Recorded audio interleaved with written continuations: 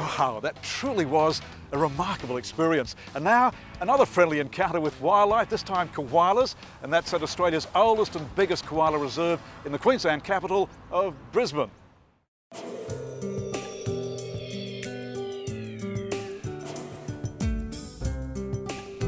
From the centre of sunny Brisbane, we jump a ferry for the 1 hour ride up the Brisbane River to the Lone Pine Koala Sanctuary.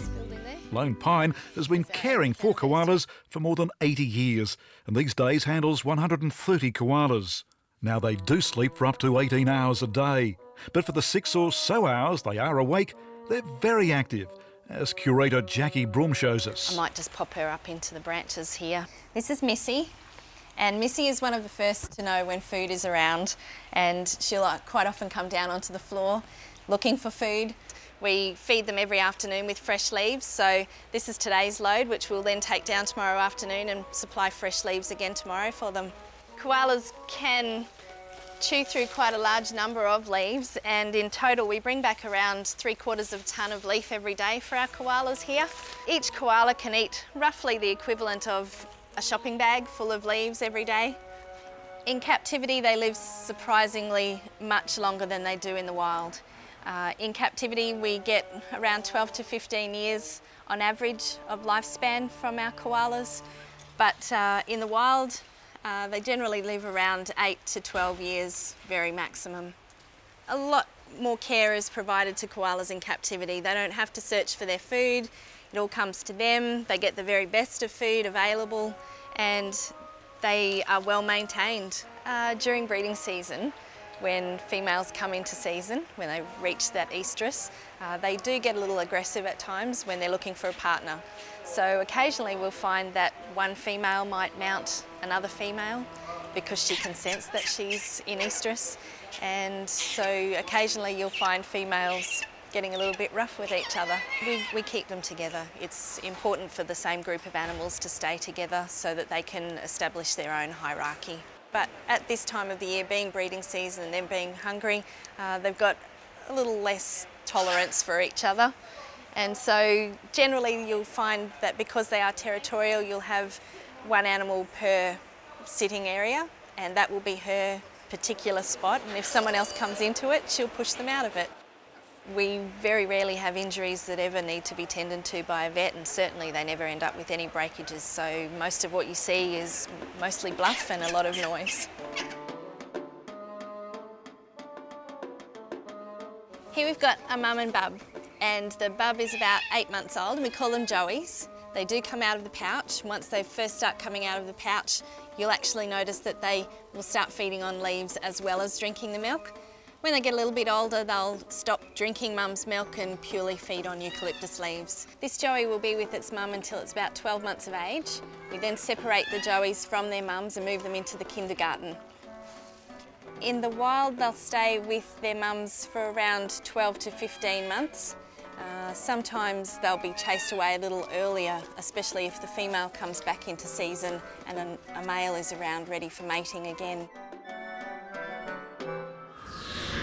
Well, from those koalas in Brisbane, I'm heading into the Outback to Longreach. Now, that's the very same destination that the two Tims are heading for from Tamworth. They're taking part in a charity fun rally. They're driving in a clown car.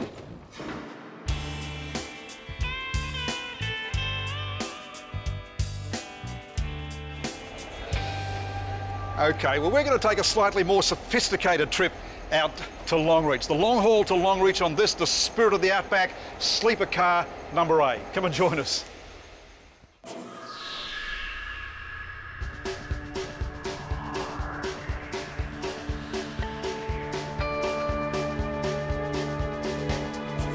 This trip into the heart of Queensland is going to take us just on 24 hours. Plenty of time to get to know our travelling companions. Fraser Harbison tells us about the time he was attacked by a big red kangaroo. And there we're on the ground, laying down there, and he's grunting and snorting, and I'm doing about the same. And all of a sudden he sort of relaxed. Well, that was my indication to make long steps and quit. We're certainly making long distances today as we pass from the relative green of the coastal belt into an increasingly red and harsh landscape. The spirit of the Outback runs from Brisbane at night time and from Rockhampton to Longreach during the day. The reason we've done that is because people will get to see the Outback. As we travel along, you'll see the countryside, you'll see the Australian bush in its natural state.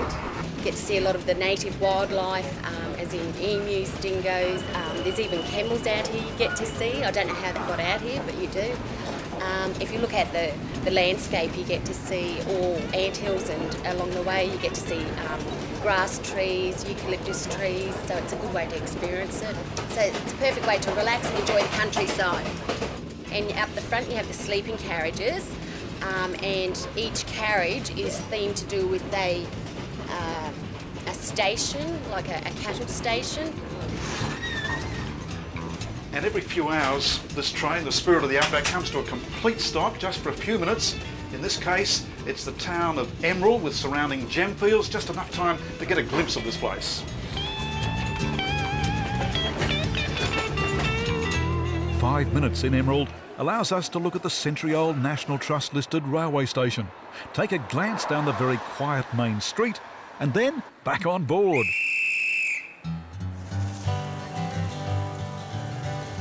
Yeah, I love working on the trains. It's all the different people you get to meet, all the different walks of life and experiences, which makes it so interesting, plus the beautiful countryside. I love it. I love it. I've had many train trips from the Ghan through to the Queensland Sunlanders and the Inlanders, and I'm just thoroughly enjoying it. I often have a good love of trains, and I really find them very interesting. And being able to spend like almost 24 hours on a train and being able to basically explore it and travel like about 1,400 kilometres on a train, I reckon it's absolutely awesome. Oh, having a wonderful time. Yes, it's very relaxing, and the scenery is really good too, and it's just nice to just catch up with friends and look out at this wonderful country of ours. Several hours further down the line, we stop yet again, this time an even smaller town with a very big reputation. Every town has its claim to fame. We've stopped in a small town here of Alpha, population of 400, and look what they've done. These magnificent murals, there are 26 of them, depicting life in the Outback. Every public wall has been painted. This is the central toilet block. And this, the bakery. It took a devastating flood in the early 1990s to inspire two local artists to brighten up the town, with the murals capturing both pioneering and contemporary times in the Outback. Rolling west once more, we have the afternoon to take in more Outback scenery before reaching Longreach just on sunset. And what's that on the outskirts of town? A jumbo jet? We'll check that out in our next episode. OK, we've arrived in Longreach and we'll explore this town properly very soon. But right now we're heading back to Tamworth to see how those two resident clowns, the two Tims, are faring on their very journey to this town.